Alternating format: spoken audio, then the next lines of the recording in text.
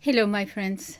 Today is Sunday, the 13th of April, and since this is Palm Sunday and the beginning of Holy Week, preceding Easter, I'm going to talk about the trial, or the two trials actually, of Jesus, of Jesua, or of the Christ, as Christians believe. And I'm going to try to do it not from a doctrinal point of view about matters of faith, of what happened, but as an outsider, sort of looking at the trials themselves, what happened there, and whether there were in fact any irregularities in those two trials. And I say two trials because, first of all, there is one, the Jewish trial by the Sanhedrin, and then the Roman trial by Pontius Pilate. And I'm going to try to explain as I go along why I think is not just the one trial, but there are in fact two. Okay, first,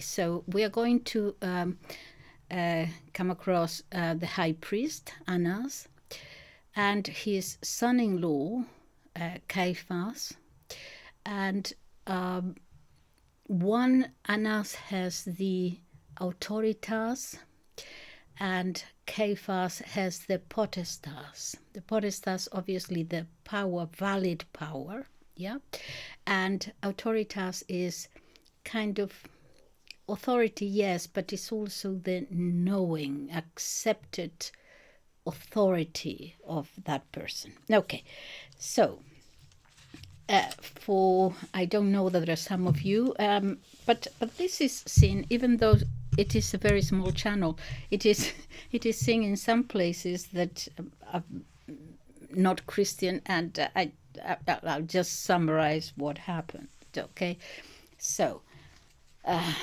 how Jesus is arrested, if you allow me just to go over it in a very summary fashion here.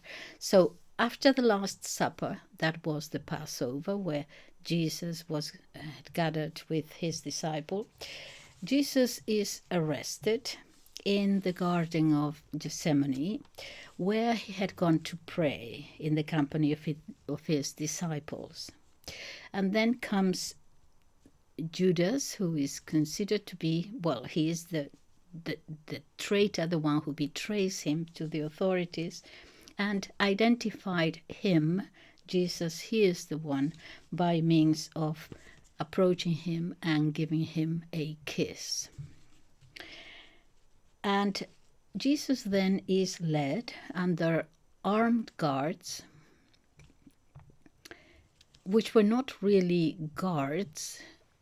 They were not Roman soldiers. They were actually bailiffs from the Sanhedrin. Okay, and what is the Sanhedrin? It's actually a Greek word that means a gathering of people sitting down. That is what it means. Okay, but it's a meeting, it's an assembly of people. Okay, in this case of priests and scribes and elders that acted as a kind of a high court with both religious and civil powers. And although they could not, they could condemn to the maximum penalty of death, they could not themselves carry it out. In the Sanhedrin, Jesus would first be interrogated, first by Annas, and we're going to see a little bit later on that he was actually taken to his private home. Okay, but anyway, he's at first interrogated by Annas and then by his son-in-law Caiaphas, the high priests at the time. And we're going to see whether they kind of trample a little bit on the procedural guarantees.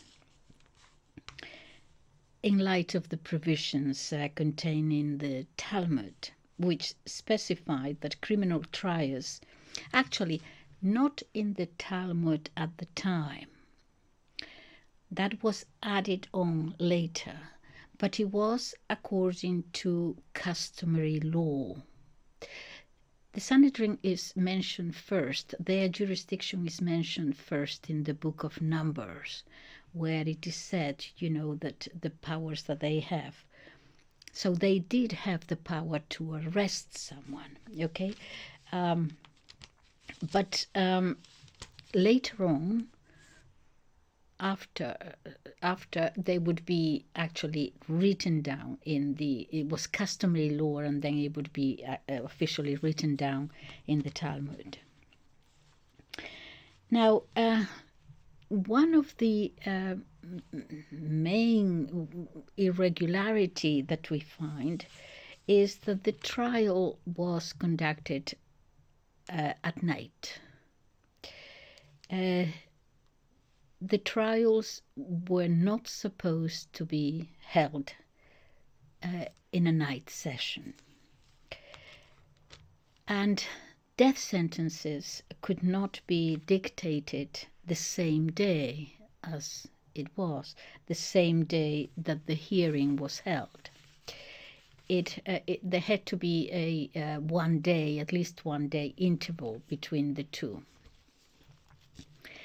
Now, they convict him of blasphemy, guilty of blasphemy, and then Jesus is taken very early in the morning to the praetorium, that is where the Roman authority Pontius Pilate is, so that Pontius Pilate, the Roman procurator, could approve and ratify the sentence.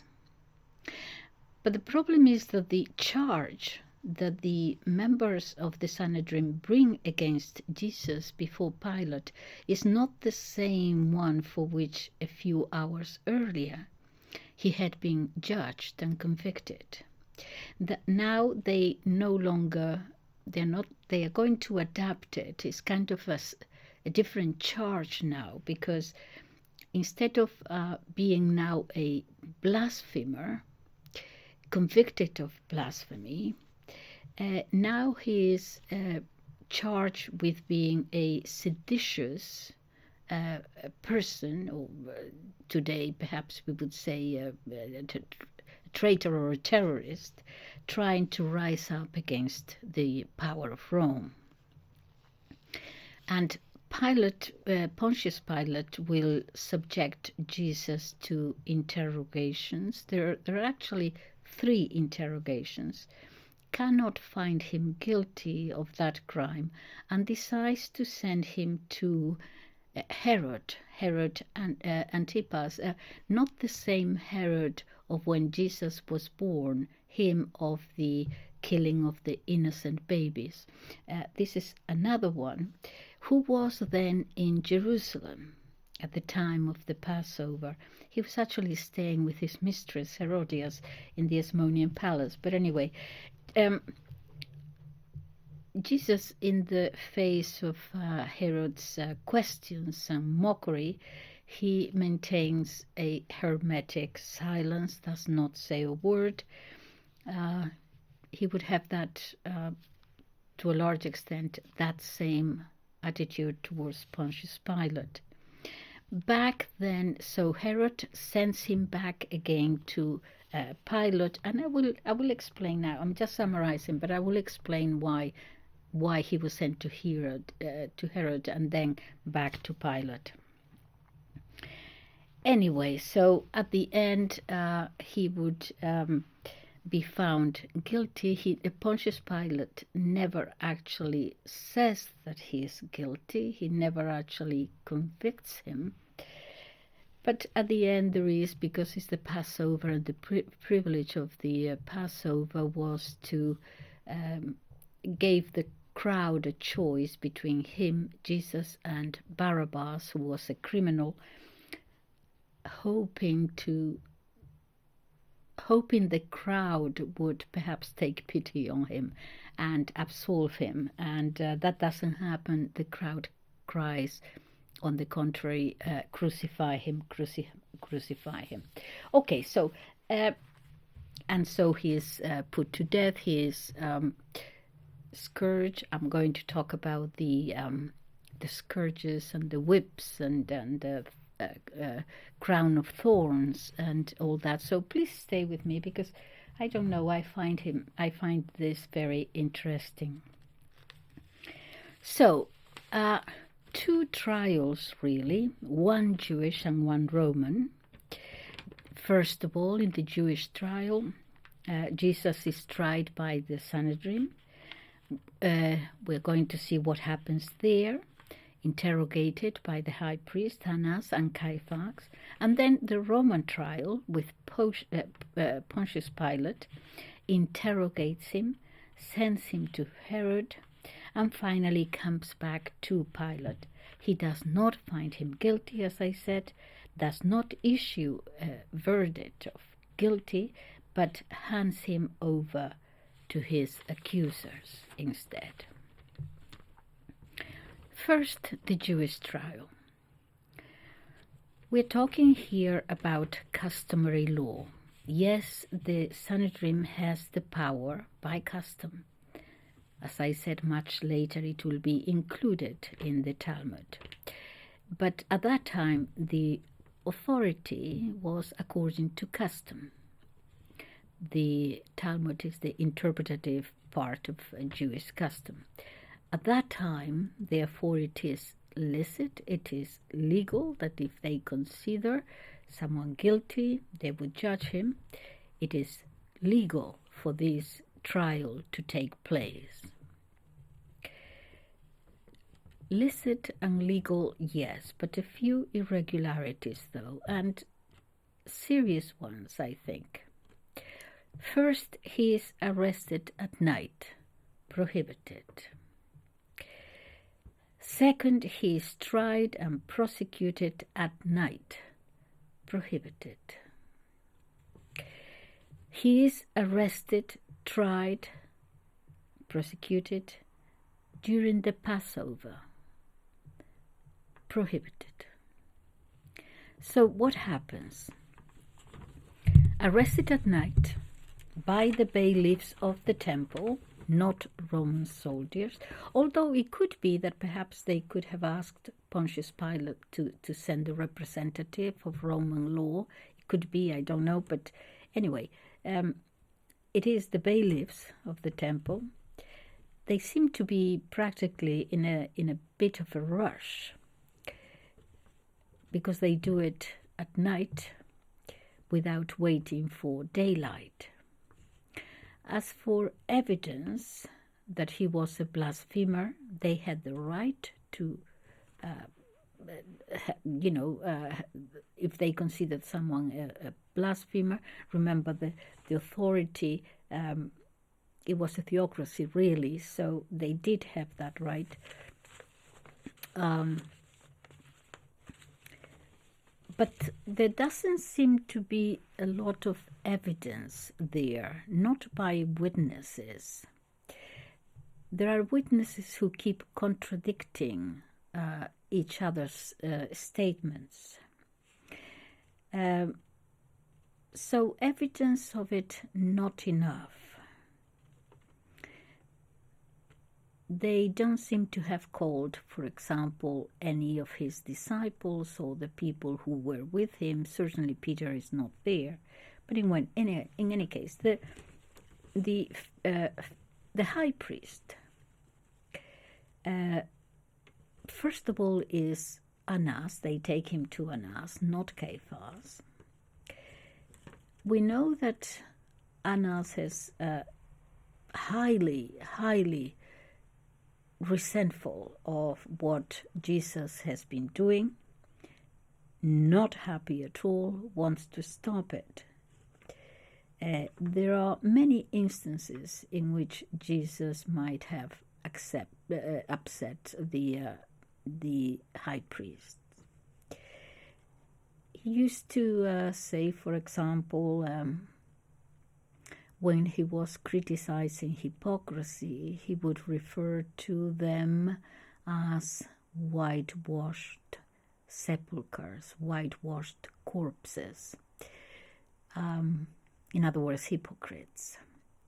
When he's asked about what to do about their teaching, he always says, do what they say, but not what they actually do. So he's getting in their nerves. The straw that may have well broken the camel's back here was when Jesus at the temple, expelling from there the merchants and the traders. That was important because it was actually an important source of income for the temple.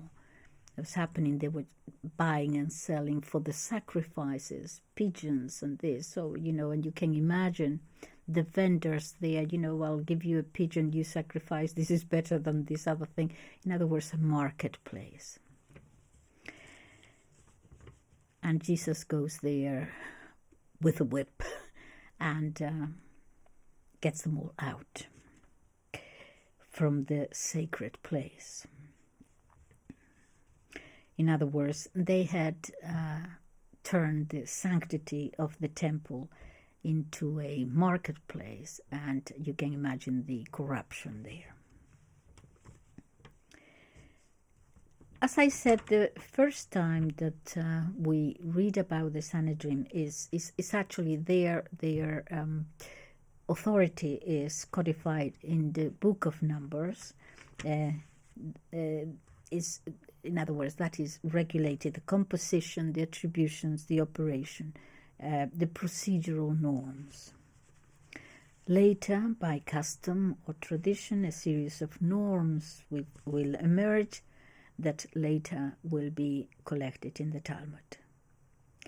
So, judicial authority, yes. But for the approval of, they had that right, but for the approval of something like the death sentence, they certainly cannot execute it themselves. They need the approval. More than the approval, they need the ratification, the endorsement of the Roman authority. That is, for example, look, oh my goodness, I've got something in my eye.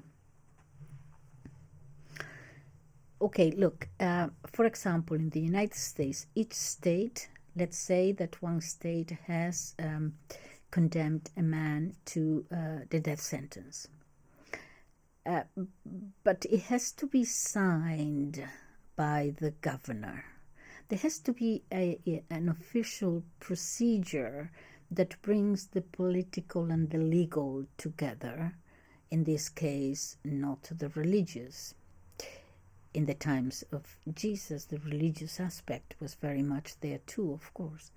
But in any case, both the legal and the political, you need that signature that makes it official.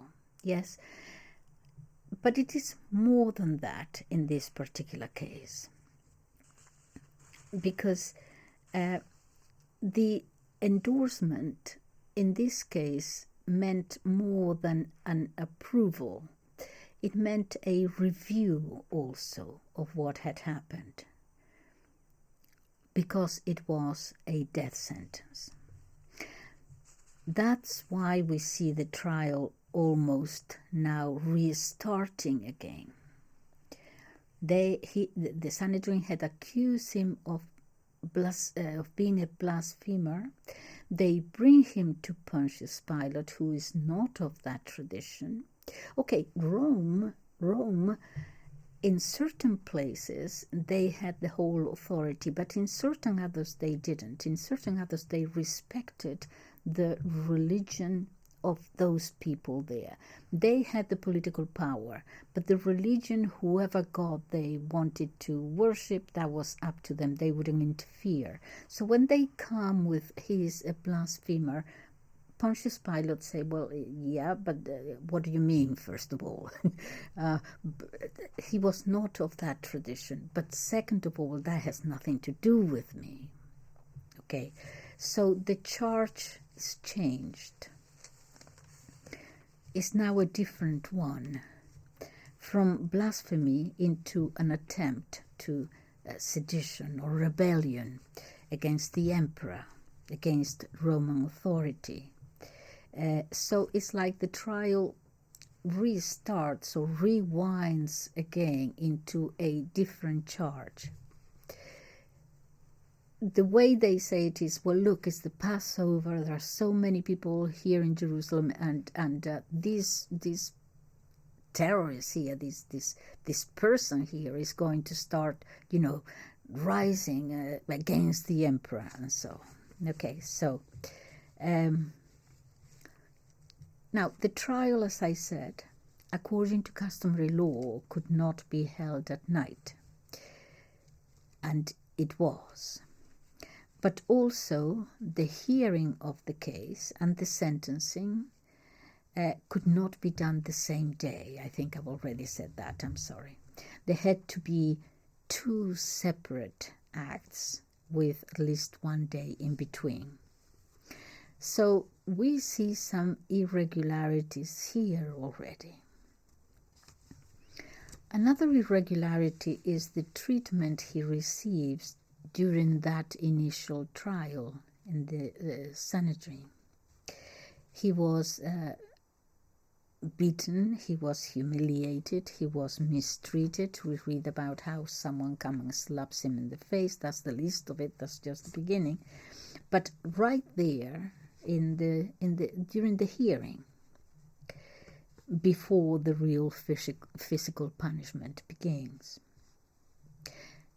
it is not clear that a court of law or any court of law could do that. But anyway, despite these irregularities, that could well render a trial to be null and void, nullity of the process, which could have led to acquittal, also because of lack of evidence. It is nevertheless clear that the Sanhedrin the religious authorities had something specifically about him. Even if he were to be acquitted on this one, they would have got him, I think it is clear, sooner or later. The Gospels say that they took him first to Annas' house. This is a private address. Caiaphas sends him to his father-in-law. It could have been out of deference, it could have been out of respect for him, or both. It would seem that this was a case in which he had to be found guilty, that the sentence actually had been agreed upon before the actual trial even started. The meeting at the Sanhedrin appears like something of a formality, really. They had already decided. It was a way to dress up the sentence. The decision had been taken at Annas' house and Caiaphas' house. And the process seems to be just going through the official performance of having a trial. Some scripturists wrote that it was to save the non-observance of formal due procedure. And so then at dawn, they perform this. It's like a mini trial where everything that had happened before at night is reproduced. Everything had been decided already before that trial. And then the last the high priest saying, I abjure you by the living God, condemn you by the living God. And they take him to the Antonia Tower, which is next to the temple, actually called Antonia because of Mark Antony. So they bring him there, they bring him to Pontius Pilate, saying, we bring him to you now. He comes there already condemned, saying that they say that they wouldn't have condemned him if they hadn't found him guilty. All right. But do not go inside themselves into the praetorium because of the Passover. So, in other words, not to get caught in an irregularity.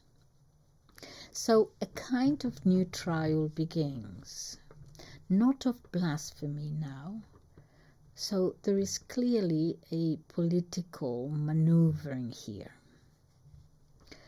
Also, as to the sentence, according to law, there had to be a very rigorous vote of the 71, I think, members of the Sanhedrin.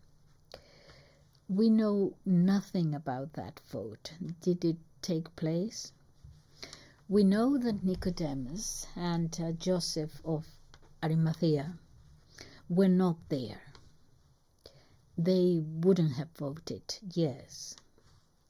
They are mentioned in the Gospels after the resurrection. So the sentence was, and they're not mentioned there, the sentence was passed under strange circumstances.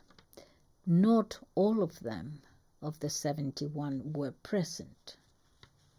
We know that the Sadducees, the religious authority, were very much attuned to political maneuvering and intrigued. They would actually disappear after the destruction of the temple. But Pilate says, well, why do you bring him to me with this blaspheme charge? He was totally alien to the tradition. As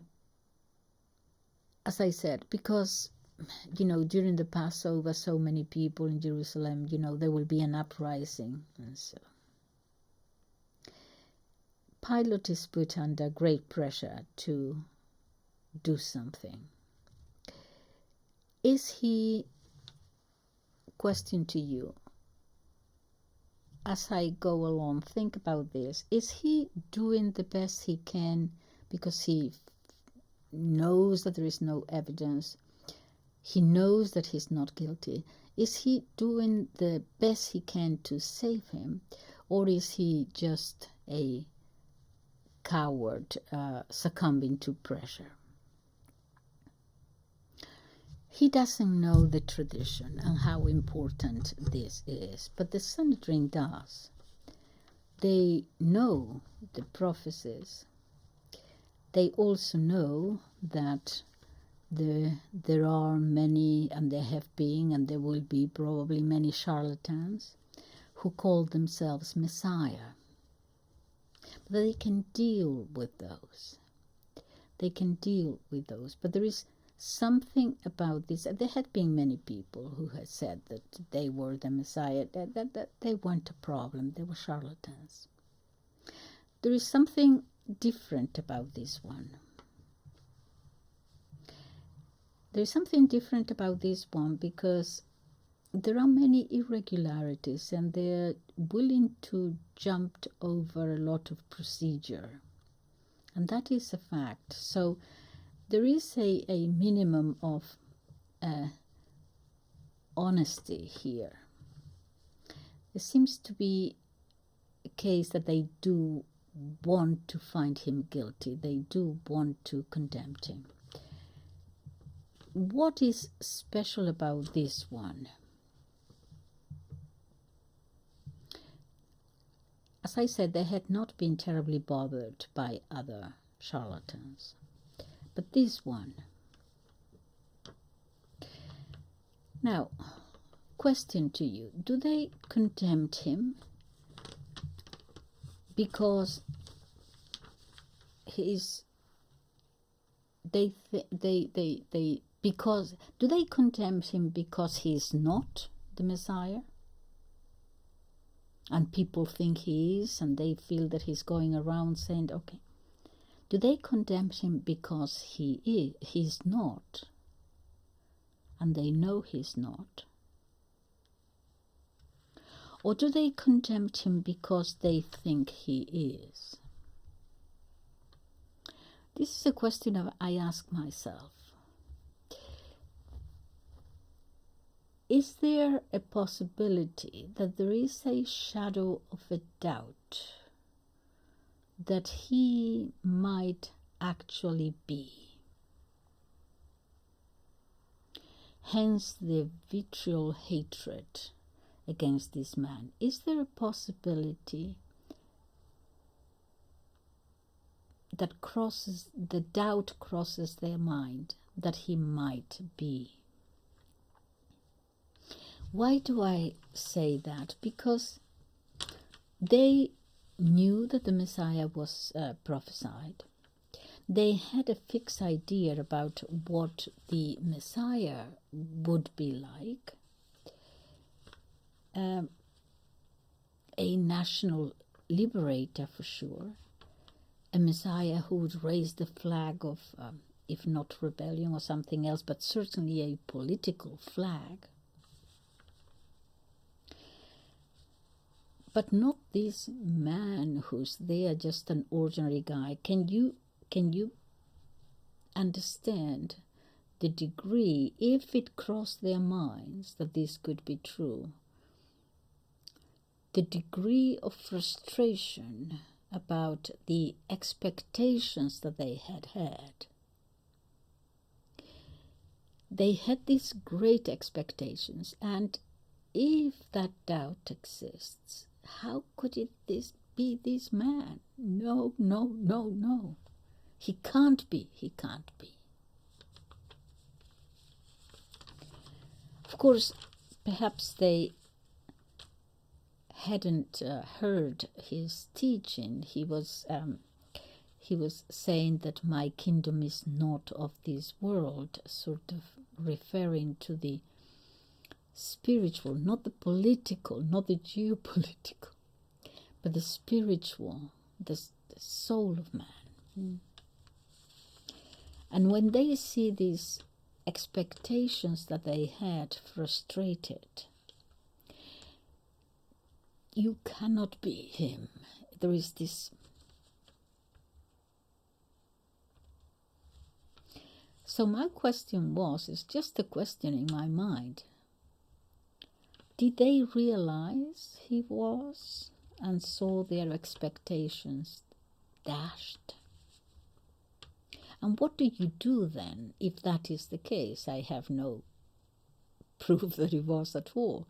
But if I'm trying to understand the hatred here for this one particular one, and I come back to this. What do you do then? So is that vitriol hatred towards him because he wasn't, or because he was? What is clear is that there are irregularities in that trial, and they do act dishonestly. But Pontius Pilate is alien to all this tradition. This man, here being accused,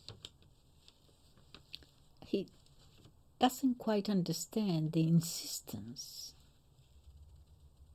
So then the second trial begins. That is the Roman trial, okay? Jesus before Pilate. Oh, by the way, about the vote. in the Jewish trial in the Sanhedrin at one point, because of all the contradictory statements by the witnesses, probably Caiaphas thought that he was on the verge of losing the whole thing, that to find him guilty was actually slipping through his fingers. And so that is when he clothes himself with the authority and stands up. I condemn you. I condemned you. There was no vote there. There was simply an acclamation, a consensus, an overall acceptance of what the high priest had said. And so then he says, what more evidence do we need to find him guilty? Guilty to be put to death. And they all repeat that, guilty to be put to death. No, Joseph of Arimathea was not there.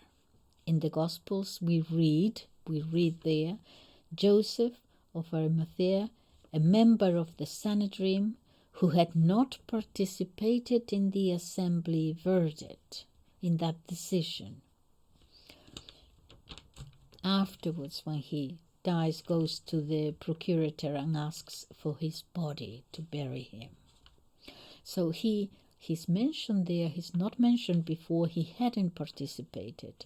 Did they actually all vote? No, they didn't vote, not all of them. It does not even appear that it was a plenary meeting, a plenary session of all the members. It seems that it was between the ones that agreed with each other, the ones in the know. So, the Roman trial. There are 3 interrogations here. Okay, so first he's interrogated by Pontius Pilate.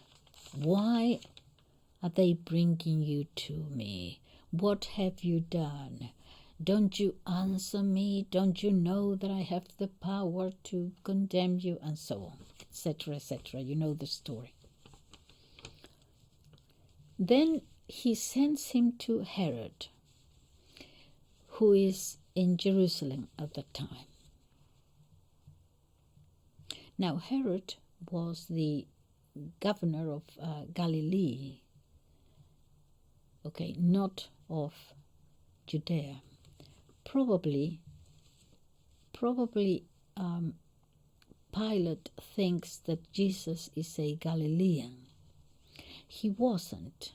His followers were, but he was from Bethlehem, which was in Judea, not. There is another Bethlehem in Galilee, but it wasn't that one. So Judea is actually under Pilate's jurisdiction. Galilee is under Herod's. So thinking that he is under Herod's legislation, he says, oh great, okay, I'll send it to him, he can deal with that. So there is a second interrogation now by Herod. Jesus does not respond at all. Also with Herod suffered scorn and mockery. He puts on him a golden tunic to mock him as a presumed king and so on. He sends him back to Pilate. There is a third interrogation now. Now, I want you to think about this and give me your opinion. There are 2 probabilities here, perhaps 3. One is that Pilate decides to appease the crowd and the Sanhedrin. He decides to send him to be flogged, even though he finds not evidence to convict him, but he sends him to be flogged anyway. He's not sure about his guilt. People and the religious authorities were so worked up about it that this is one possibility, that he felt that if he had him flogged, it would appease the crowd. All right. Before I go on, just a word or two about flogging, the actual punishment, the flogging itself.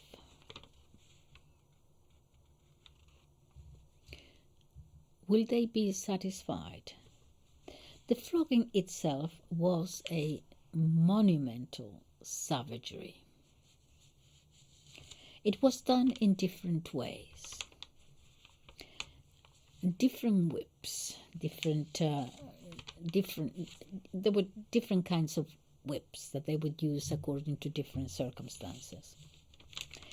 A normal whip had one lash at the end.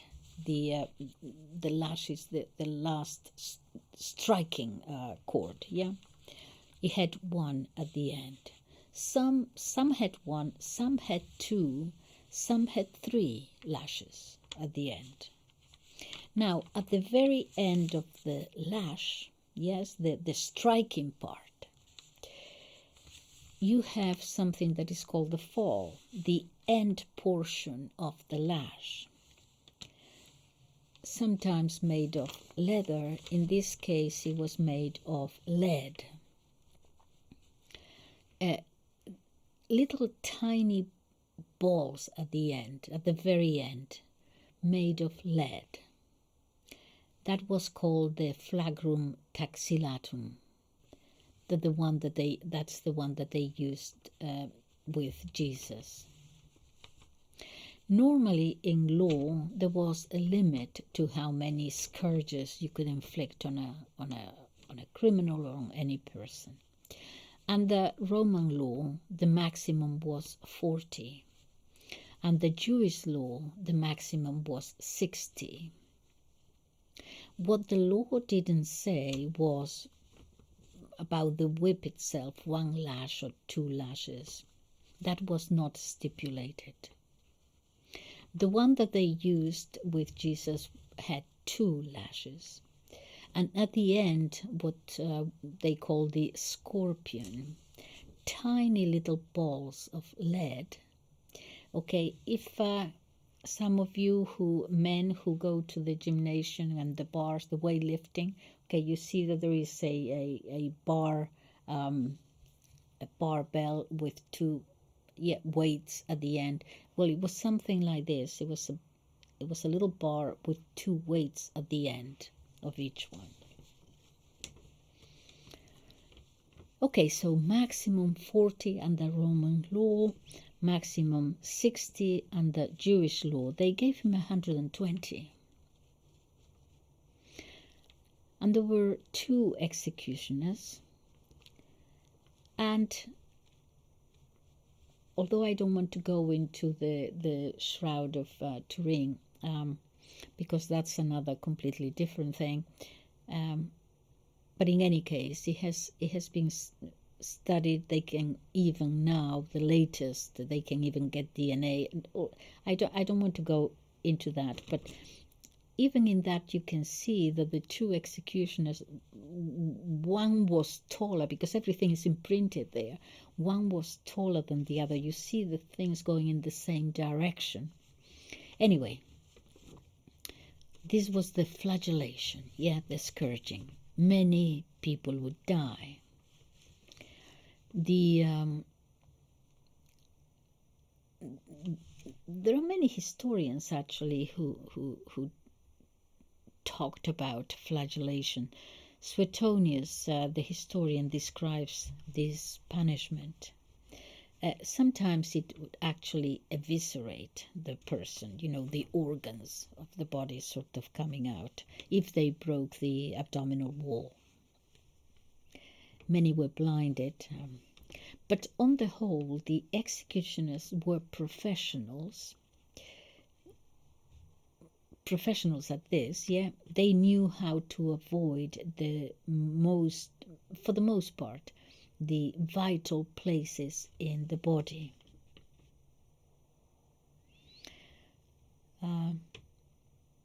Now, the crown of thorns that they put on him too, that was different from what we see in the paintings of the crown of thorns. Yeah, when Pilate brings him out after all that flogging, practically destroyed, the mocking nevertheless continues. They put the purple tunic on him. You know, the purple is the sign of authority, the Senate. They give him a sort of a cane simulating the scepter of the staff of the kings, like, held by the monarchs, symbols of authority. And then they put on a crown of thorns.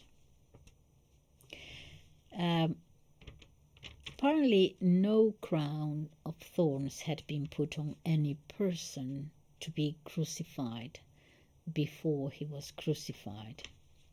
It was actually the ultimate macabre joke, as it were. But it's different from how it's depicted in the paintings. It was like a skull cap, okay? Not a helmet, but it covered the whole thing. It's like a cup, okay? And it had prickles above and below, or outside and inside, all round, yeah? Made of thorny plants of many kinds, intertwined. The thorns we know also about 8 or 9 centimeters in diameter. That's about 3.5 inches each one. It was then put on the head, but who would push the cap down into the head, because it had thorns on the outside, as I said too. Who would squeeze it downwards? Yeah. So what it had was a border around of material, okay, and from there hang down 4, I don't want to say ribbons, 4 strips of material, yeah, hanging down, 2 at the front and 2 at the back. And so what you could do then was to hold those stripes and push it down, yeah, so that it would go into the scalp. Pull downwards, it would fit, it would stick the thorns on the head. 50 holes. We know also by the shroud. Prickles in the scalp. Now here is something to consider. The flogging did not take place after the 3rd interrogation as punishment, when he is sentenced to death. That is not when the flogging is done.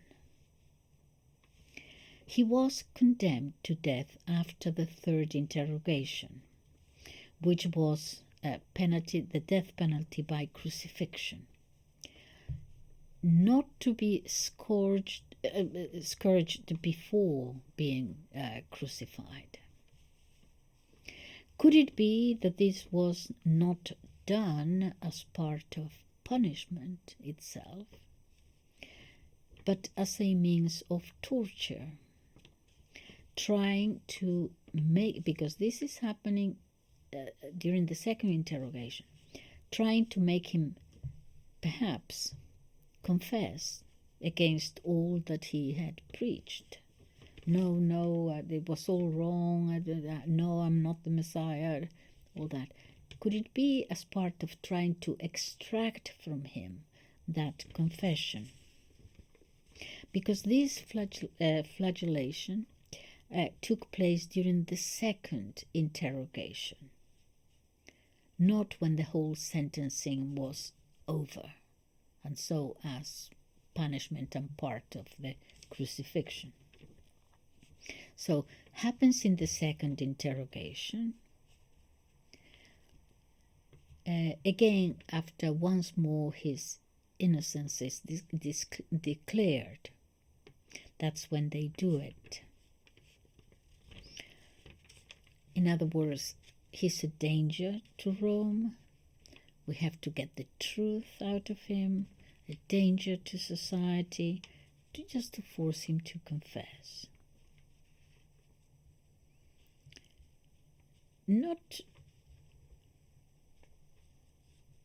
There is a way of seeing this. Not because Pontius Pilate thinks necessarily that the crowd and the religious authorities are going to take pity on him, but actually as a means of torture to get him to confess. The other alternative is actually that Pontius Pilate may use it not as torture but as another alternative. If I punish him enough, then perhaps the people, when I show it to him, because he's going to show him ecce homo, here, the man. Here you can see him, he's been punished, yeah? But perhaps the people at one point might say, oh, okay, don't want to know anymore, leave him alone, he's been punished. Is that what he hopes that will happen? Not necessarily torture, but that the crowd will take pity on him. He does, after all, as I said, brings him out, into the balcony, remember, ecce homo. Here is the man. A possibility of people looking at him, their hearts to be moved or something. I don't want to. So he shows him to them from the praetorium. Now, what do you want me to do with him?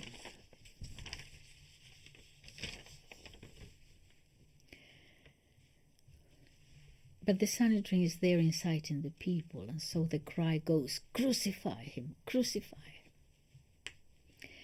In other words,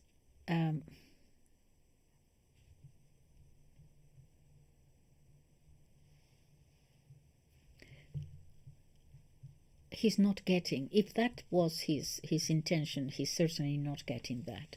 And then the Passover privilege of what, they bring a common criminal that could be released, and see Jesus there after the flogging and everything, and Barabbas, the common criminal, here, and he gives them the choice. It's one more kind of opportunity, I think, for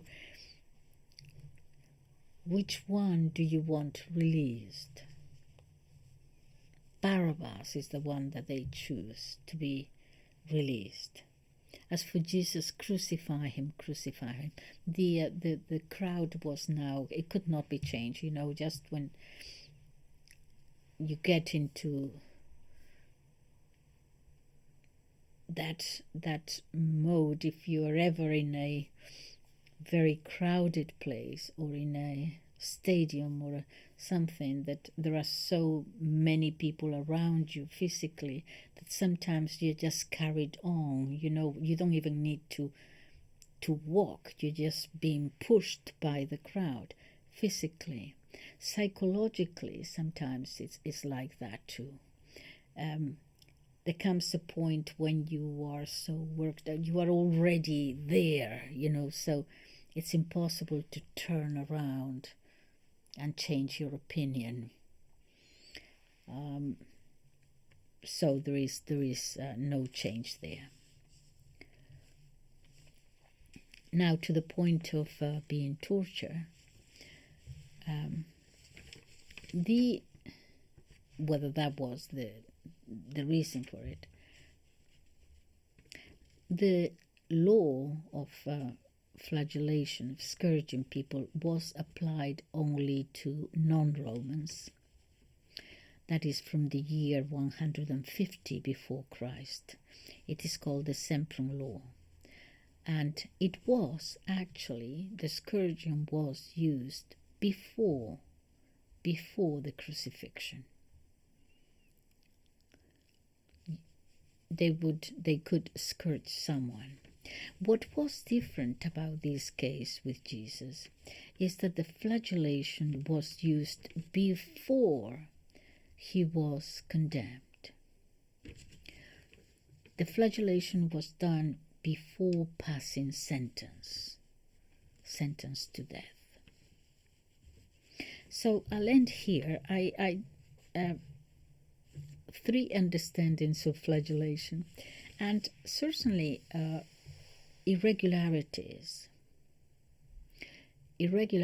as to the trial, and irregularities that would have made this sentence, if we take them into account, certainly the trial null and void, I think.